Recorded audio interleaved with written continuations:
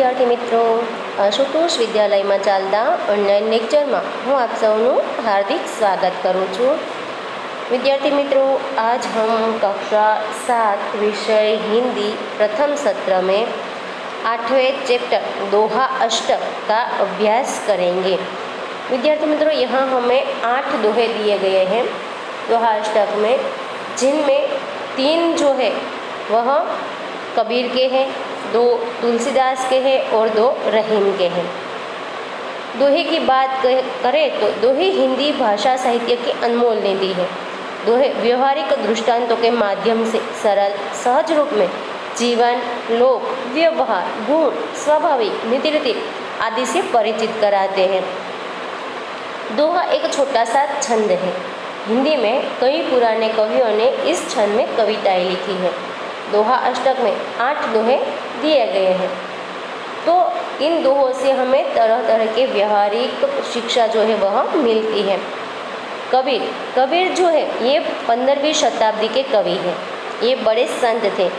इन्होंने हिंदू और मुसलमानों को उनकी गलतियों के लिए फटकारा है और दोनों को हिल मिलकर रहने का उपदेश दिया है। अब है तुलसीदास ये 16वीं शताब्दी के प्रसिद्ध राम भक्त कवि हैं। इन्होंने रामचरितमानस नामक प्रसिद्ध ग्रंथ लिखा है। रहीम का पूरा नाम है अब्दुल रहीम खान खाना। ये बड़े उदार और अनुभवी थे। हिंदी में उन्होंने बहुत ही सुंदर दोहे लिखे हैं। तो बाल मित्रों, शुरू करते हैं हम हमारा दोहा अष्टक, जिसमें पहला दोहा है, बड़ा हुआ तो क्या हुआ जैसे पेड़ खजूर, पंथी को छाया नहीं फल लागे अति दूर। तो यहाँ क्या कहते हैं कबीर के बड़ा होने से ही किसी का महत्व नहीं बढ़ जाता। खजूर का पेड़ बहुत बड़ा होता है, पर उसके बड़े होने से हमें क्या लाभ? उससे मुसाफिर को छाया नहीं मिलती और फल भी बहुत ऊंचाई पर लगते हैं। वे फल हम सरलता से प्राप्त नहीं कर सकते। दूसरा है, साधु ऐसा चाहिए जैसा सूप सुभाई, सार को गही रहे थोथा देह उड़ाए। तो विद्यार्थी मित्रों, यहाँ पर साधु कैसा होना चाहिए यह हमें कबीर समझाते हुए कहते हैं कि साधु पुरुष सूप जैसे स्वभाव वाला होना चाहिए। सूप जो है वह अच्छे अनाज को अपने अंदर रख लेता है और कचरे को बाहर फेंक देता है। उसी तरह साधु पुरुष को तत्व की बातें ग्रहण कर व्यर्थ की बातें छोड़ देनी चाहिए। तीसरा है, माखी गुड़ में गड़ी रहे पंख रहियो लिपटाए, हाथ मले और सिर धुने लालच बुरी बलाए। तो यहाँ पर हमें लालच जो है वह नहीं करनी चाहिए। यह बात समझाते हुए कवि कहते हैं कि मक्खी गुड़ खाने के लिए गुड़ पर बैठती है और उसमें फंस जाती है, उसके पंख गुड़ में चिपक जाते हैं, फिर वह कितना भी पछताती और हाथ मलती रहती है, उससे छुटकारा नहीं मिलता। सचमुच लालच जो है वह बहुत बुरी चीज़ है। तो विद्यार्थी मित्रों, यहाँ पर कबीर के जो तीनों दोहे थे वह समाप्त होते हैं। अब जो 2 दोहे हैं वह है तुलसीदास के, जिसमें प्रथम दोहा है, तुलसी इस संसार में भांति भांति के लोग, सबसे हिलमिल चालिए नदी नाव संजोग।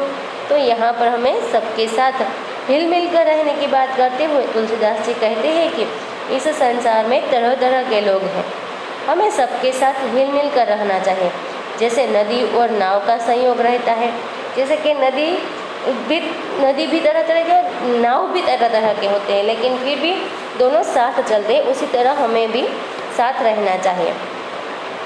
हमारा अगला दोहा है, तुलसी हाय गरीब की कबहू न खाली जाए, मुँह ढोर के चाम से लोहो भस्म हो जाए। तो यहाँ पर तुलसीदास जी कहते हैं कि हमें गरीब लोगों की बद्दुआएं जो है, हाय यानी कि बद्दुआ, कभी नहीं लेनी चाहिए। क्योंकि तुलसीदास कहते हैं कि गरीब की हाय बद्दुआ कभी भी निष्फल नहीं होती। जैसे कि मरे हुए जानवर के चमड़े से बनी धोकनी से लोहा राख हो जाता है, फिर गरीब तो जीवित व्यक्ति है, उसकी हाय कैसे निष्फल हो सकती है? तो इनकी बद्दुआ कभी भी निष्फल नहीं होती। इसीलिए हमें जो है वह गरीब की कभी भी हाय लेनी नहीं चाहिए। तो विद्यार्थी मित्रों, अब आगे जो दोहे हैं वह है हमारे रहीम के दोहे हैं। इसमें पहला दोहरा है, रहीमन धागा प्रेम का मत तोड़ो चटकाए, टूटे से फिर ना जुड़े, जुड़े गांठ पड़ जाए। तो यहाँ पर रहीम कहते हैं कि प्रेम के धागे को खींचकर उन्हें तोड़ मत देना, मत तोड़ दो उन्हें। यह एक बार टूट जाने पर फिर जुड़ता नहीं है, और जुड़ता भी है तो उससे गांठ पड़ जाती है। प्रेम में पहले जैसी मिठास नहीं रहती, यानी कि यदि हम किसी के साथ जो है रिश्ता है वो बिगाड़ते हैं या रिश्ता तोड़ते हैं, फिर हम वह रिश्ता फिर से जोड़ तो लेते हैं, लेकिन उन रिश्तों में पहले जैसा प्यार नहीं रहता है। फिर हमारा आगे का दोहा है, तरुवर फल नहीं खाते हैं, सरोवर पिए हन पानी, कवि रहीम पर काजी संपत्ति संचही सुजानी।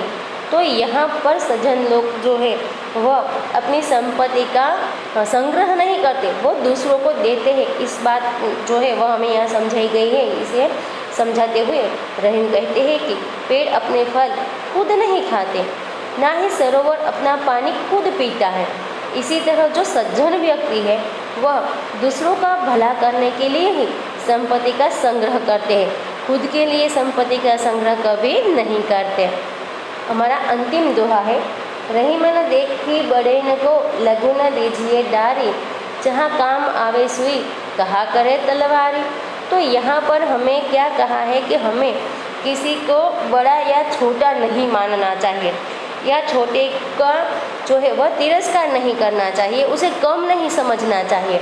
यह समझाते हुए कवि कहते हैं कि बड़े लोगों को देखकर, बड़े लोगों से प्रभावित होकर छोटे लोगों की उपेक्षा हमें नहीं करनी चाहिए, क्योंकि जहाँ सुई का काम होता है वहीं सुई ही काम आती है, वहाँ तलवार काम नहीं आती। यानी कि जो कार्य सुई से हो सकता है वो कभी भी तलवार से नहीं हो सकता।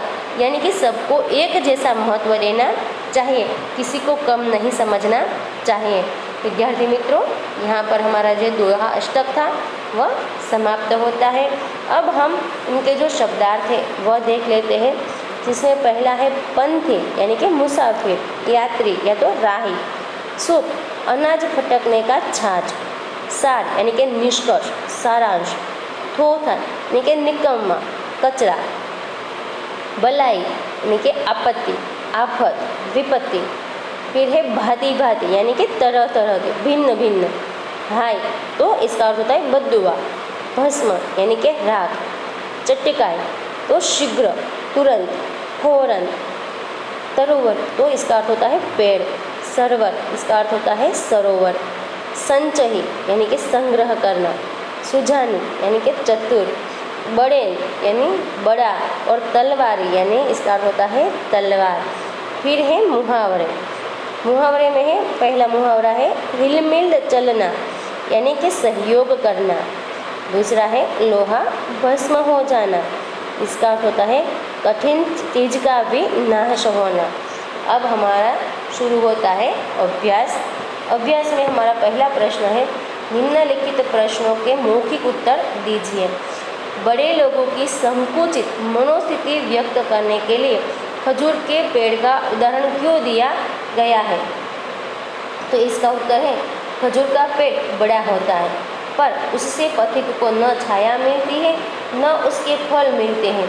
उसी तरह बड़े लोगों की मनोवृत्ति संकुचित होती है, उनसे दूसरों को कोई लाभ नहीं होता। फिर दूसरा सवाल है, साधु पुरुष कैसा होना चाहिए, क्यों? तो इसका उत्तर है, साधु पुरुष सुख के स्वभाव वाला होना चाहिए, क्योंकि सुख सारयुक्त वस्तु यानी कि अच्छा अनाज ग्रहण कर निस्सार वस्तु कचरा जो है, निस्सार वस्तु यानी कि कचरा जो है उन्हें बाहर फेंक देता है। तीसरा प्रश्न है, तुलसीदास सबसे हिल मिल कर रहने को क्यों कहते हैं? इसका उत्तर है, तुलसीदास सबसे हिल मिल कर रहने को कहते हैं क्योंकि उससे हमें सुख शांति और सुरक्षा मिलती है।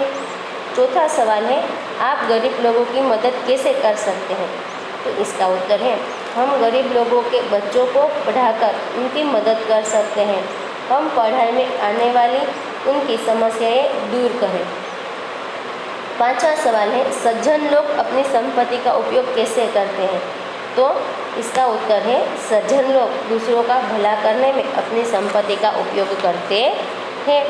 आगे है प्रश्न हमारा 2, नीचे दिए गए शब्दों में विलोम शब्दों के सही जोड़ बनाइए और उदाहरण के अनुसार वाक्य में प्रयोग कीजिए।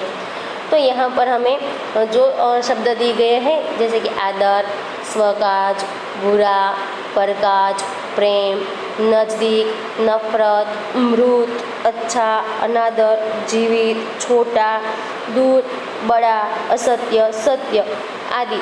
अब हमें यहाँ पर जो शब्द दिए गए हैं उनकी जोड़ बनानी है कि ये जो शब्द है वह कैसे है, शब्द है विलोम शब्द के साथ दिए गए हैं।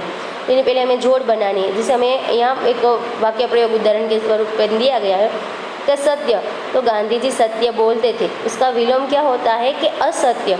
तो इसे भी हमें वाक्य बनाना है कि हमें असत्य नहीं बोलना चाहिए। तो ऐसे हमारे जो है ये सत्य के अलावा हमारे 6 जोड़े जो है बनते हैं।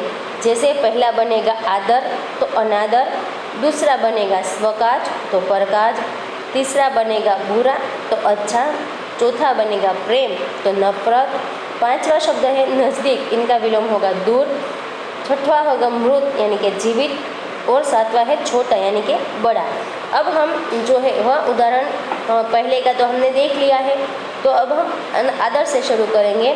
आदर, इससे वाक्य बनाना है तो हम इससे वाक्य बनाएंगे, हमें बड़ों का आदर करना चाहिए। इसका विलोम शब्द है अनादर, इससे हम वाक्य बनाएंगे, हमें किसी का अनादर नहीं करना चाहिए। अब दूसरा शब्द है स्वकाज, तो स्वकाज से हम वाक्य बनाएंगे, मैं यहाँ स्वकाज के लिए आया था।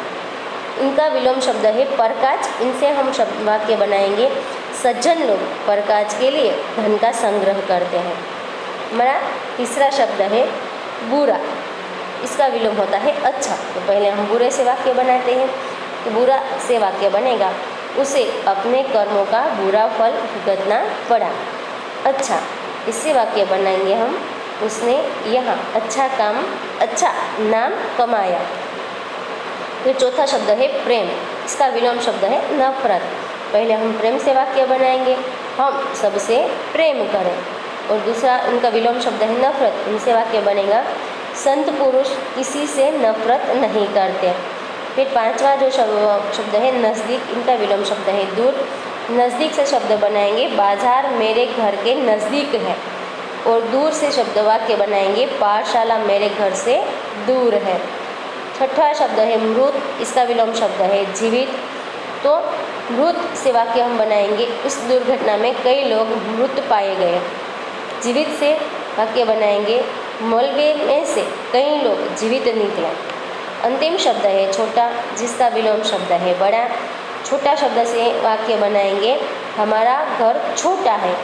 बड़ा से वाक्य बनाएंगे, वह बड़ा आदमी है। अब है यहाँ हमारा अगला प्रश्न जो है वह है अंदाज अपना अपना। यहाँ पर हमें एक पैराग्राफ दिया गया है, कभी कभी कुछ इलाकों में बारिश बिल्कुल भी नहीं होती, नदी नाले तालाब सूख जाते हैं, फसलों के लिए पानी नहीं मिलता, खेत सूख जाते हैं, पशु पक्षी जानवर और लोग भूखों मरने लगते हैं।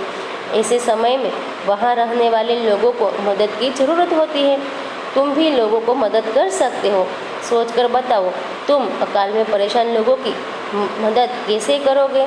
तो इसका अर्थ है कि हम कैसे मदद कर सकते हैं, तो हम अकालग्रस्त लोगों के लिए धन इकट्ठा करेंगे, उस धन से हम अनाज तथा दूसरी ज़रूरी चीज़ें खरीदकर उन्हें देंगे।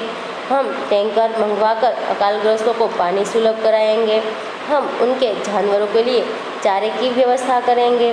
तो बाल मित्रों, आप तो सभी जानते हो, जब भी हमारे देश में कहीं पर भी पूर की स्थिति हो या कोई ऐसी स्थिति हो जब लोग फंस गए हो, तो हम उनके लिए जो है वह धन भी इकट्ठा करते हैं, खाने इनसे हम फूड पैकेट बनवाते हैं और सभी लोगों को खाना पहुंचाते हैं। तो इस तरह हम जो है इसे फंसे हुए लोगों में जो क्या करते हैं उनकी मदद कर सकते हैं। हमारा अगला चौथा प्रश्न है, निम्नलिखित दोहों का भावार्थ स्पष्ट करें। इसमें पहला हमारा दोहा है कि साधु ऐसा चाहिए जैसा सुख सुभाए, सार सार को गही रहे धोखा दे उड़ाए। तो इसका भावार्थ है, कबीर जी कहते हैं कि साधु का वेश धारण करने से ही कोई साधु नहीं बन जाता। साधु वह है जिसकी बुद्धि शुद्ध हो, जिसमें विवेक हो। साधु का स्वभाव शुभ के समान होना चाहिए। शुभ अनाज को अपने पास रख लेता है और कचरे को बाहर फेंक देता है। सच्चा साधु भी ज्ञान की बातें ग्रहण करता है और व्यर्थ की बातों में वह दिलचस्पी नहीं लेता। दूसरा हमारा दोहा है, तुलसी हाय गरीब की कबहू न खाली जाए, मुँहे ढोर के चाम से लोह भस्म हो जाए। तो इसका भावार्थ है, तुलसीदास जी कहते हैं कि गरीब को कभी नहीं सताना चाहिए। गरीब की बद्दुआ यानी कि बद्दुआ लेने से हमारा नुकसान होता है। जब मरे हुए पशु के चमड़े से बनी धोकनी से लोहा जल जाता है तो जिंदा व्यक्ति की हाय क्या नहीं कर सकती, वह तो सताने वाले का सर्वनाश ही कर देती है। इसलिए किसी गरीब को सताना नहीं चाहिए और उसकी हाय कभी नहीं लेनी चाहिए। फिर हमारा जो तीसरा दोहा है, रहीमन देखी बहन को लघु न दीजिए डारी, जहाँ काम आवे सुई कहाँ करे तलवारी। तो यहाँ पर जो है वह रहीम जी कहते हैं कि लोग बड़े लोगों के ठाठ बाट से प्रभावित होकर साधारण लोगों की अपेक्षा करने लगते हैं। रहीम जी कहते हैं कि बड़े लोगों से प्रभावित होकर सामान्य लोगों से मुंह मोड़ना अच्छा नहीं है। युद्ध में तलवार भले काम की हो, पर कपड़े सीने के लिए तो छोटी सुई ही काम आती है। जो काम छोटे कर सकते हैं वह बड़े नहीं कर सकते। इसलिए समाज में छोटों का भी महत्व है, हमें उनसे मुंह नहीं मोड़ना चाहिए। अब है हमारा स्वाध्याय। स्वाध्याय में हमारा पहला प्रश्न है कि निम्नलिखित प्रश्नों के उत्तर दीजिए। इसमें पहला प्रश्न है, साधु कैसा होना चाहिए? इसका उत्तर है, साधु सूप जैसे स्वभाव वाला होना चाहिए। सूप फटकते समय अच्छे अनाज को अपने पास रख लेता है और कचरे को बाहर फेंक देता है। उसी तरह साधु को सारयुक्त वस्तु ग्रहण करनी चाहिए और निस्सार वस्तु छोड़ देनी चाहिए। दूसरा है, कबीर जी लालच को क्यों बुरी चीज़ कहते हैं? तो इसका उत्तर है, लालच व्यक्ति की बुद्धि और उसके विवेक को नष्ट कर देता है। मक्खी लालच के कारण गुड़ पर बैठती है और उसमें फंस जाती है, फिर वह पछताती है पर उसमें से निकल नहीं पाती। उसी तरह जो व्यक्ति लालच में पड़ता है वह अंत में पछताता है। इसलिए कबीर जी लालच को बुरी चीज़ कहते हैं। अब तीसरा सवाल है, तुलसीदास जी सबसे हिलमिल कर रहने के लिए क्यों कहते हैं? इसका उत्तर है कि हिलमिल कर रहने से आपस में प्रेम भाव बढ़ता है, किसी से वैर विरोध नहीं होता, सब एक दूसरे को सहयोग देते हैं। तुलसीदास जी इसलिए नदी और नाव के संयोग की तरफ सबसे हिलमिल कर रहने के लिए कहते हैं। चौथा प्रश्न है, गरीब की हाय के लिए कौन कौन सा उदाहरण दिया गया है? इसका उत्तर है कि गरीब की हाय के लिए लोहार की धोकनी का उदाहरण दिया गया है। धोकनी मरे हुए जानवर के चमड़े से बनती है। धोकनी से निकली हुई हवा आग को तेज करती है, उससे लोहा भी भस्म हो जाता है। गरीब की हाय धोकनी से निकलती हुई हवा की तरह होती है, वह बद्दुआ बनकर हमारा सर्वनाश कर देती है। पांचवा प्रश्न है, रहीम प्रेम का धागा तोड़ने के लिए क्यों मना करते हैं? इसका उत्तर है, प्रेम का धागा बहुत नाजुक होता है, उसे खींचने से वह टूट जाता है। धागा एक बार टूट जाने पर फिर वह जुड़ता नहीं, अगर जुड़ता भी है तो उसमें गांठ पड़ जाती है, उसमें पहले जैसी संबंध की मधुरता नहीं रहती। इसलिए रहीम प्रेम का धागा टूट न जाए इसका ध्यान रखने के लिए कहते हैं। विद्यार्थी मित्रों, यहाँ पर हमारा ये जो चैप्टर था 8वां दोहा अष्टक यह समाप्त होता है। आशा करती हूँ कि ये आपको अच्छी तरह से समझ में आ गया होगा। तो अगले लेक्चर में हम जो है नए चैप्टर के साथ मिलेंगे। तब तक के लिए आवजो।